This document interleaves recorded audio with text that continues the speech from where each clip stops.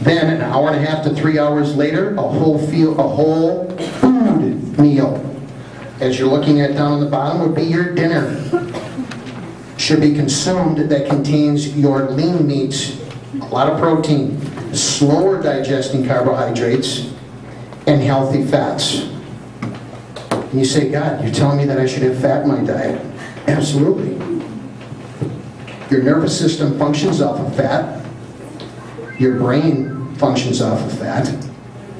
And as you look at all of these, sorry, that's my phone. As you look at all of these products that we're getting vitamins from, your body has to have fat in its diet to actually absorb your vitamins.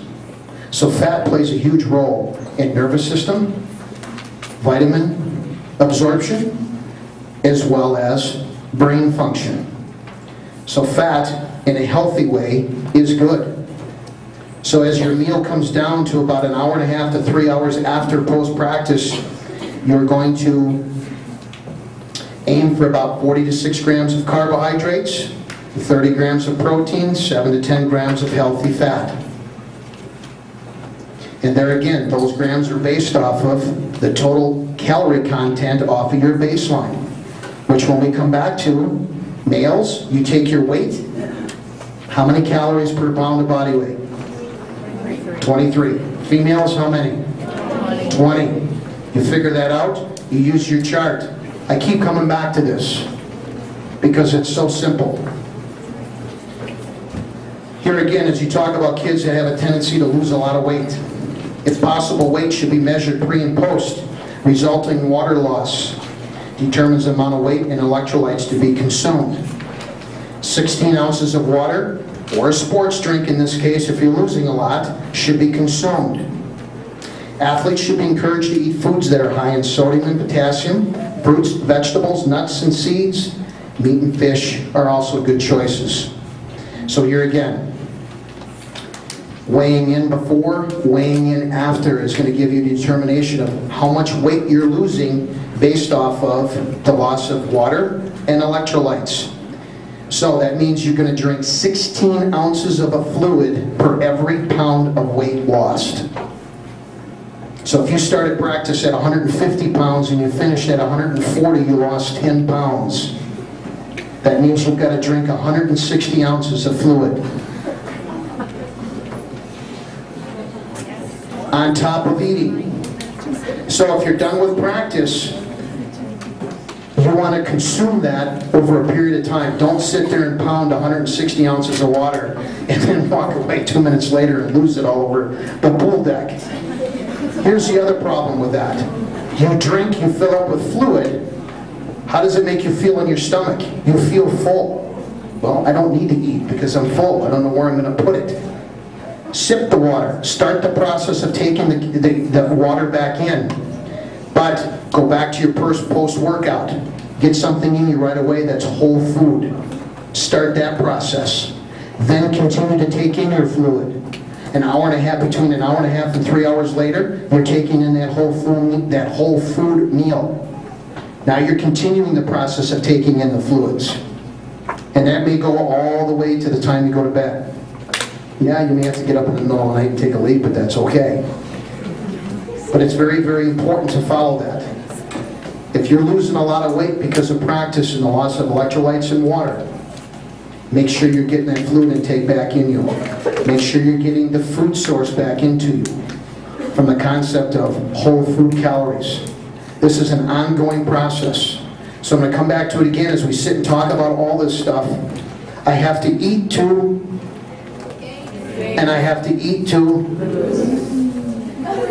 That's what it comes down to. You have 3 areas to pull from. Your vitamins, carotenoids, and antioxidants take care of your first point, less downtime due to illness. Why is that? What does it boost? Your immune system. Your second section, more energy to train. Your second section is your carbohydrates, which fuels your glycogen system, which is the main energy source you pull from. So if I don't have a carbohydrate source starting with breakfast all the way through, leading up to practice, what's going to happen? Crash and burn. I get sore. I'm not recovering fast enough, which fits into number 3. Protein will help you recover faster. If I have a carb source into my diet, my muscles won't break down as fast. That's my energy. And then to recover faster, I have to replace the protein that was burnt in the muscle action, which is going to come from the protein. So as you go through this, I keep talking about carbohydrates, and people say, well, you know, I read all this stuff, and people are telling me that I should really stay away from the carbohydrates and push protein.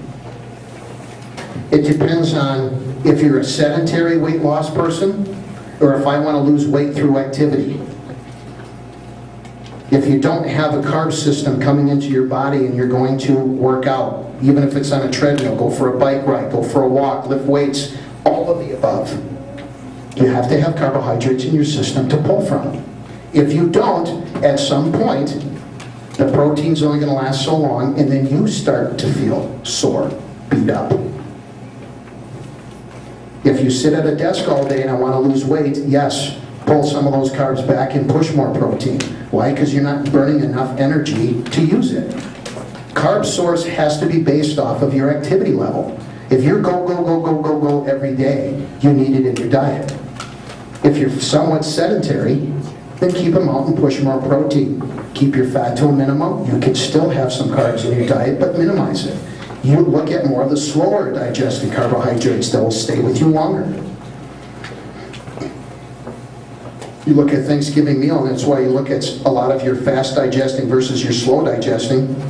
You sit there and you eat till you're absolutely ill. And then 2 hours later, you're hungry again. And you're like, God, how can I be hungry again? But look at the sources that a lot of the food is coming from.